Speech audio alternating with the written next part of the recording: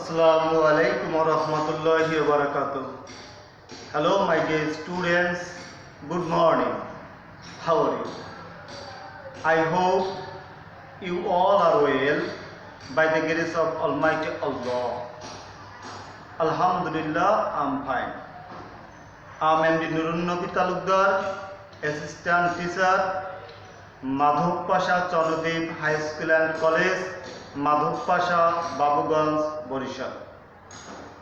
My dear students, as you know that due to COVID-19, all educational institutions in Bangladesh have been closed down for a long time. And to continue your studies, the present government and the Honorable Prime Minister Sheikh Hasina assigned us to continue the online classes.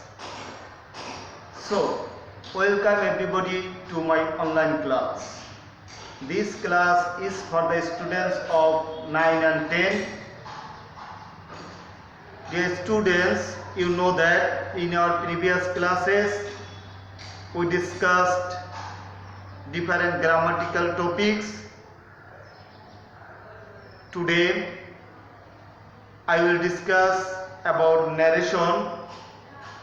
You know that it's an important grammatical topic, and you also know that in the class ACC you have also get this type of topic titled narration or speech. In class 9 and 10 you have to transform a passage narration from direct to indirect. So as in our examination you will find a passage narration, but first you have to gather knowledge in simple narration. And most of my students requested me to deliver speech in Bengali, as there is no scope to speak Bengali in English class. Yet, according the request of my students, in this grammatical topic I will explain in Bengali, and when we will complete this grammatical topic titled narration, then I will again discuss this grammatical item in English. So our today's topic is narration.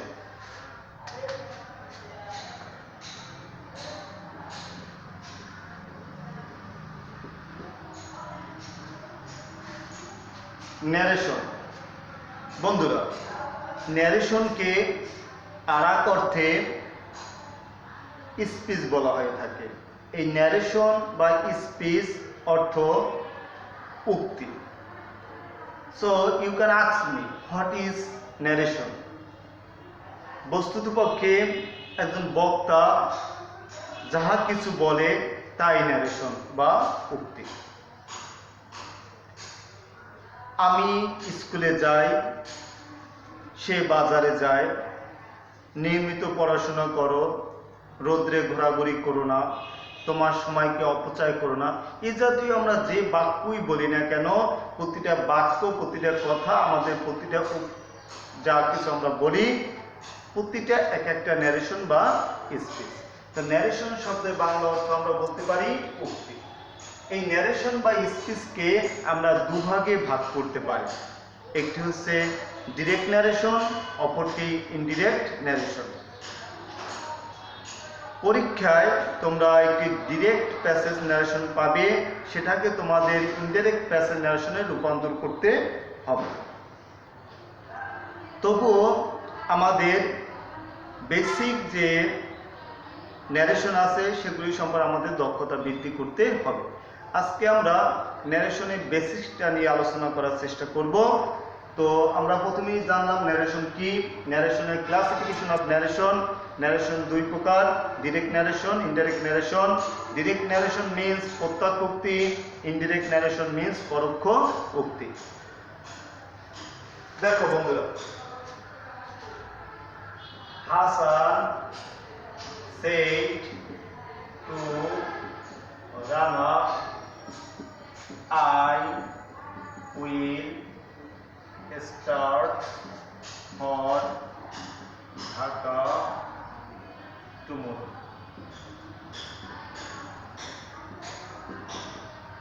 Look, I wrote a sentence on the board, and you see that there is a punctuation mark, inverted comma. This is called inverted comma. This is called inverted comma.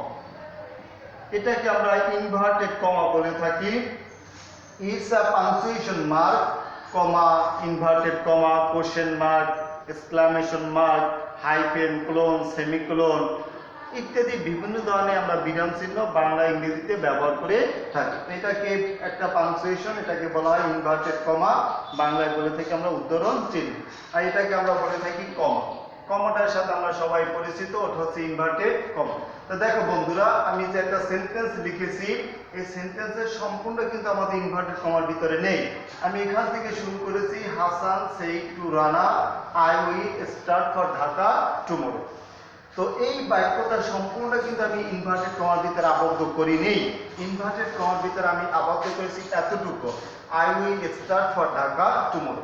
এভাবে তোমরা inverted কমার ভিতরে যে বাক্যটা পাবে অথবা বক্তা যে উক্তিটা প্রদান করবে সেটার নাম হবে রিপোর্টেড স্পিচ। সেটাকে বলা হবে reported speech. Reported speech. Clear বন্ধুরা? তো আমরা ইনভার্টেড কমার ভিতরে যে বাক্যটা পাবো বা যে ক্লোজ পাবো অথবা বক্তা যে উক্তিটা প্রদান করবে সেটাকে আমরা বলবো রিপোর্টেড স্পিচ। যখনই তোমরা বিভিন্ন রুলসের ভিতরে বা ন্যারেশন করতে গিয়ে দেখবে রিপোর্টেড স্পিচ লেখা আছে, তা রিপোর্টেড স্পিচ বলতে আমরা কি বুঝবো? বক্তার যে উক্তিটা প্রদান করে অথবা ইনভার্টেড কমার ভিতরে যে বাক্যটা থাকে সেটাকে বলা হয় রিপোর্টেড স্পিচ। আর এই রিপোর্টেড স্পিচ বা ইনভার্টেড কমার বাহিরে বক্তার বক্তব্য প্রকাশ করার জন্য যে ভার্বটি ব্যবহার করা হয় সেটাকে বলা হয় reporting verb. Reporting verb. Okay, তো আমরা দুটো জিনিস পেলাম, একটা হচ্ছে রিপোর্টেড স্পিচ, একটা হচ্ছে রিপোর্টিং ভার্ব। রিপোর্টেড স্পিচ হবে যেটা আমরা ইনভার্টেড কমার ভিতরে পাবো, আর রিপোর্টিং ভার্ব হবে ইনভার্টেড কমা বা রিপোর্টেড স্পিচের বাইরে বক্তার বক্তব্য প্রকাশ করার জন্য আমরা যে ভার্বটি ব্যবহার করব সেটা হবে রিপোর্টিং ভার্ব। দেখো, আই থেকে টুমরো পর্যন্ত যদি রিপোর্টেড স্পিচ হয় তাহলে আই হচ্ছে আমাদের রিপোর্টেড স্পিচের সাবজেক্ট, হাসান আমাদের অনুরূপভাবে রিপোর্টিং ভার্বের সাবজেক্ট, রানা রিপোর্টিং ভার্বের অবজেক্ট, আই রিপোর্টিং স্পিচের সাবজেক্ট।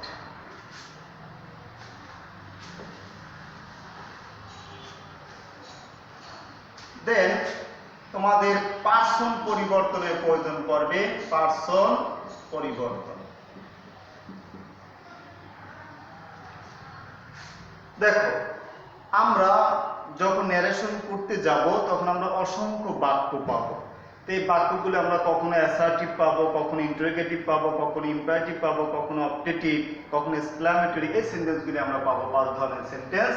তো সেক্ষেত্রে দেখা যাবে ইম্পারেটিভ ব্যতীত প্রত্যেকটা সেন্টেন্স আমরা একটা সাবজেক্ট পাবো। তো এই সাবজেক্টটা কখনো ফার্স্ট পারসনে থাকতে পারে, কখনো সেকেন্ড পারসন, কখনো থার্ড পারসন। তো যখন ফার্স্ট পারসনে থাকবে তখনই বা আমরা কি করব, যখন সেকেন্ড পারসন থাকবে তখনই বা আমরা কি করব, থার্ড পারসন থাকলেই বা আমরা কি করব।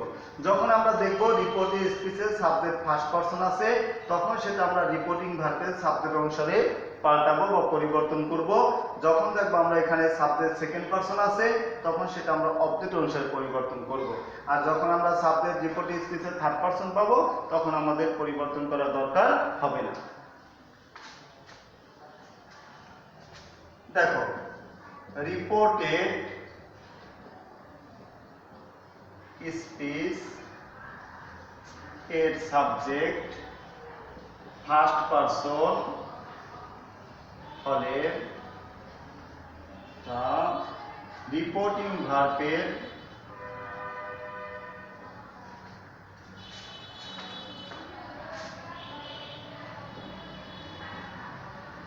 সাবজেক্ট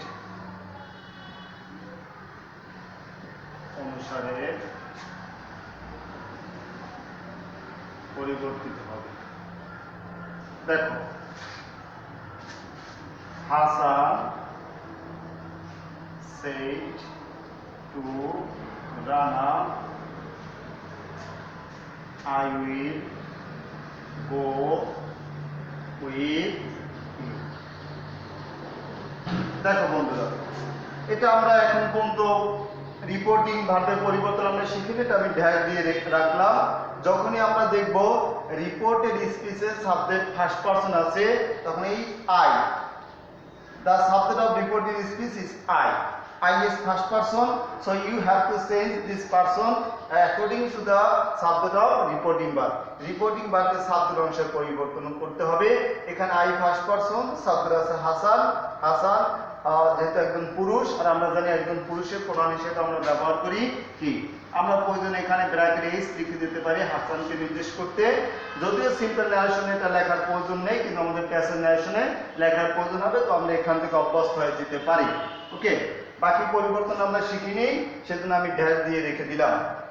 তো এভাবে আমি একটা রুলস লিখলাম এখানে, যখনই আমরা দেখব রিপোর্টেড স্পিচ, এই রিপোর্টেড স্পিচের সাবজেক্ট ফার্স্ট পারসন হবে, তখন আমরা রিপোর্টিং ভার্বের সাবজেক্ট অনুসারে পরিবর্তন করব।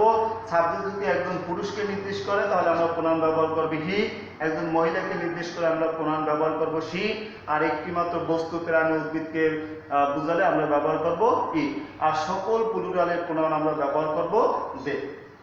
তো এইভাবে যখন এই সাবজেক্টে যখন আমাদের ফার্স্ট সেকেন্ড পারসন হবে, তখন সেটা আমরা অবজেক্ট অনুসারে পরিবর্তন করব, আর যখন এটা থার্ড পারসন হবে তখন আমাদের পরিবর্তন করার দরকার হবে না। আবার বলতেছি আমি, যখনই আমরা দেখব রিপোর্টিং স্পিচের সাবজেক্ট ফার্স্ট পারসন আছে, তখন সেটা আমরা রিপোর্টিং ভার্বের সাবজেক্ট অনুসারে পরিবর্তন করব।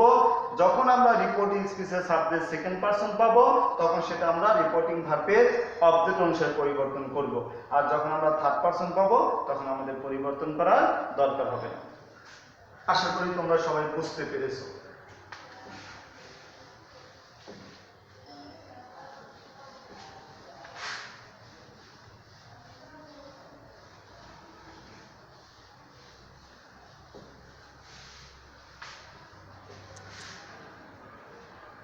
ডিয়ার স্টুডেন্টস, আমাদের টেন্সের পরিবর্তন করতে হবে। যখনই আমরা একটা বাক্যকে ডিরেক্ট থেকে ইনডাইরেক্টে রূপান্তর করব, তখনই আমাদের সেখানে টেন্সের পরিবর্তন করতে হবে। তাহলে আমাদের টেন্সটাকে ভালো করে আয়ত্ত করতে হবে, আর কোন টেন্স থাকলে আমরা কোন টেন্স ব্যবহার করব সেটা আমরা এখানে দেখে নিচ্ছি।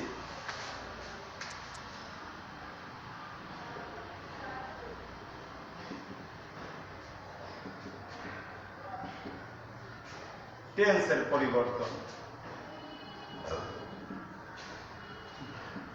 যেহেতু আমাদের ডিরেক্ট থেকে ইনডাইরেক্ট করতে হবে, সেজন্য আমি ডিরেক্ট ইনডাইরেক্ট লিখে দিচ্ছি।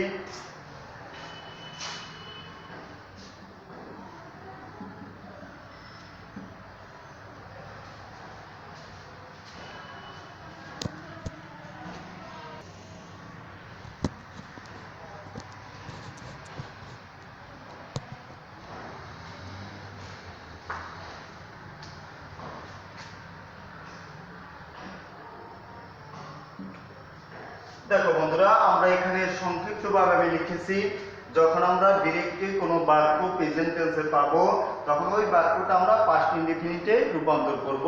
আমি এখানে সংক্ষেপে লিখেছি প্রেজেন্ট ইনডেফিনিট। যখন আমরা ডিরেক্টলি কোনো প্রেজেন্ট ইনডেফিনিট টেন্সের বাক্য পাবো, তখন সেটাকে আমরা পাস্ট ইনডেফিনিটে রূপান্তর করব, যখন আমরা ডিরেক্ট থেকে ইনডাইরেক্ট করব। আর যখন আমরা প্রেজেন্ট কন্টিনিউয়াস পাবো, প্রেজেন্ট কন্টিনিউয়াস, তখন সেটাকে আমরা পাস্ট কন্টিনিউয়াসে রূপান্তর করব, পাস্ট কন্টিনিউয়াস। আর যখন আমরা কোনো বাক্য প্রেজেন্ট পারফেক্টে পাবো, তখন সেটা আমরা পাস্ট পারফেক্টে রূপান্তর করব, পাস্ট পারফেক্ট। আর যখন আমরা কোনো বাক্য প্রেজেন্ট পারফেক্ট কন্টিনিউয়াসে পাবো, তখন সেই বাক্যটাকে আমরা পাস্ট পারফেক্ট কন্টিনিউয়াসে রূপান্তর করব। দেখো, এখানে একটা বোঝার সহজ একটা উপায় আছে। আমরা সিরিয়ালি মুখস্থ করেছি ইনডেফিনিট কন্টিনিউয়াস পারফেক্ট বা পারফেক্ট কন্টিনিউয়াস। যদি আমরা দেখি কোনো বাক্য প্রেজেন্ট ইনডেফিনিটে আছে তাহলে আমরা তা হুবহু পাস্ট ইনডেফিনিট করতে পারবো। প্রেজেন্ট কন্টিনিউয়াস থাকলে আমরা পাস্ট কন্টিনিউয়াস রূপান্তর করব। আর যদি বাক্যটা আমাদের প্রেজেন্ট পারফেক্টে থাকে তাহলে আমরা সেটাকে পাস্ট পারফেক্টে রূপান্তর করব। আর যদি কোনো বাক্য প্রেজেন্ট পারফেক্ট কন্টিনিউয়াসে থাকে তাহলে সেটা আমরা পাস্ট পারফেক্ট কন্টিনিউয়াসে রূপান্তর করব। তোমরা দেখতে পেলে প্রেজেন্টের চারটিকে আমরা হুবহু পাস্টের চারটাতে রূপান্তর করতে পারতেছি। এরপরে আমাদের যদি বাক্যটা আমাদের পাস্ট ইনডেফিনিট থাকে তাহলে আমরা ওই বাক্যটাকে পাস্ট পারফেক্টে রূপান্তর করব, পাস্ট পারফেক্ট। আর যদি আমাদের বাক্যটা পাস্ট কন্টিনিউয়াস থাকে, পাস্ট কন্টিনিউয়াস, তাহলে আমরা সেটাকে করব past perfect continuous, past perfect continuous. যদি আমাদের পাস্ট পারফেক্ট থাকে তাহলে আমাদের পরিবর্তনের দরকার নেই। পাস্ট পারফেক্ট থাকলে আমরা সেটাকে পাস্ট পারফেক্টই লিখব, সেটা শুধুমাত্র আমরা পার্সন পরিবর্তন করব। যদি আমাদের পাস্ট পারফেক্ট কন্টিনিউয়াস থাকে তাহলে আমরা পাস্ট পারফেক্ট কন্টিনিউয়াস করব, পাস্ট পারফেক্ট কন্টিনিউয়াস। আর যদি আমরা ফিউচারে পাই, ফিউচার থাকলে তাহলে আমরা ফিউচার ইন পাস্ট করব, ফিউচার ইন পাস্ট। দেখো বন্ধুরা, তাহলে আমাদের কিন্তু দুটো মনে রাখতে হচ্ছে। আমরা কিন্তু প্রেজেন্টগুলো এমনিতেই মনে রাখতে পারি, প্রেজেন্ট ইনডিফিনিটের সাথে পাস্ট ইনডিফিনিট, প্রেজেন্ট কন্টিনিউয়াস সাথে পাস্ট কন্টিনিউয়াস, প্রেজেন্ট পারফেক্টের সাথে পাস্ট পারফেক্ট, প্রেজেন্ট পারফেক্ট কন্টিনিউয়াসের সাথে পাস্ট পারফেক্ট কন্টিনিউয়াস। রূপান্তরটা আমাদের একদম সেম, কাছাকাছি। শুধুমাত্র পাস্ট ইনডিফিনিট থাকলে পাস্ট পারফেক্ট, পাস্ট কন্টিনিউয়াস থাকলে পাস্ট পারফেক্ট কন্টিনিউয়াস। আর পাস্ট পারফেক্ট থাকলে এখানে আমাদের পরিবর্তনের দরকার নেই, এখানে আমরা শুধুমাত্র সাবজেক্ট বা নিকটতম সময় দূরত্ব বা কোনো কেস থাকলে সেটাকে আমরা পরিবর্তন করব। আর ফিউচার থাকলে ফিউচার ইন পাস্ট টেন্স, তার মানে আমরা যদি শ্যাল পাই তাহলে আমরা শুড লিখব। যদিও শুডটা পরিহার করা হয়, বাধ্যবাধকতা বোঝায় সে বিধায়, তাহলে আমরা উড লিখব। আর উইল থাকলে উড লিখব, ক্যান থাকলে কুড লিখব, মে থাকলে মাইট লিখব। এভাবে আমরা ব্যবহার করতে পারি। তবুও আমাদের যে সকল শিক্ষার্থীরা সহজে টেন্স পরিবর্তন করতে পারো না বা টেন্সটাকে আমরা মোটামুটি একটু দুর্বল থাকি, তাদের জন্য আমি একটা সহজ উপায় দেখিয়ে দিচ্ছি। আমরা অক্সিলিয়ারি ভার্বগুলোর পরিবর্তনটা শিখেও আমরা ন্যারেশনটা চালিয়ে নিতে পারবো।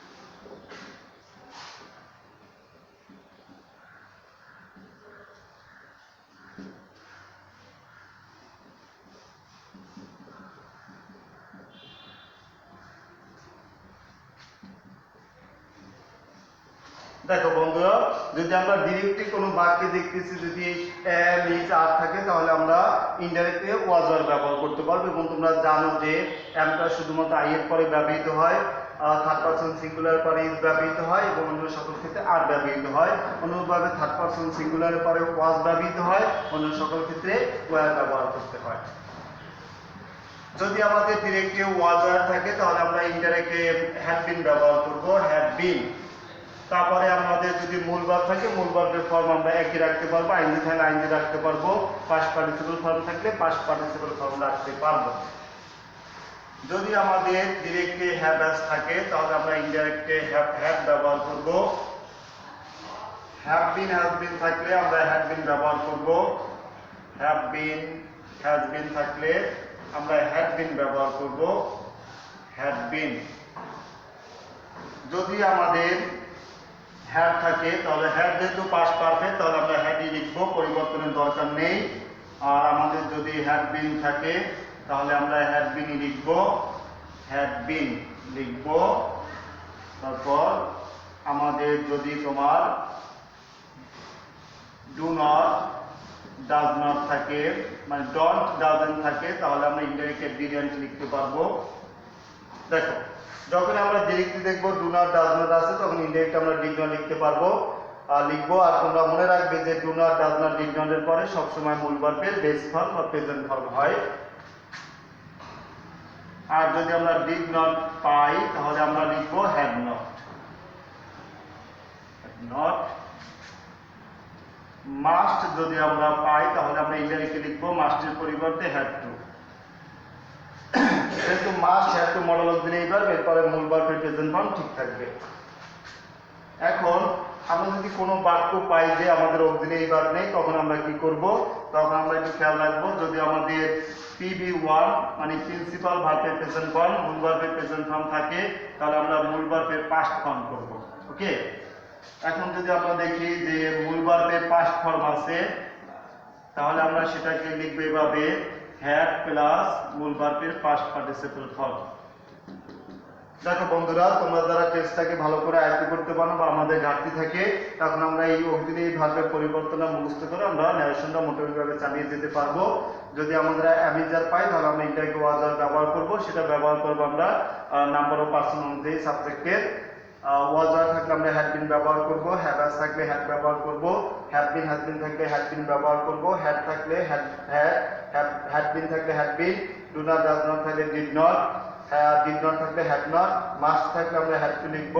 এখন যদি আমাদের অক্সিলারি ভার্ব ছাড়া আমরা মূল ভার্ব পাই, শুধুমাত্র অক্সিলারি ভার্ব নেই, মূল ভার্ব যুক্ত বাক্য পাই, তাহলে আমরা মূল ভার্বের প্রেজেন্ট ফর্ম থাকলে ইনডাইরেক্ট আমরা মূল ভার্বের পাস্ট ফর্ম ব্যবহার করব।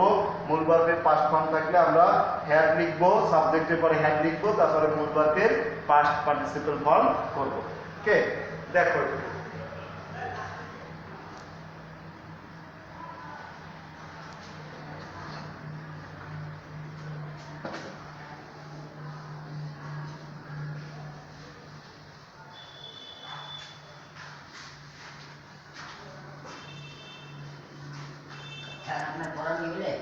কত বলে না এই কথা।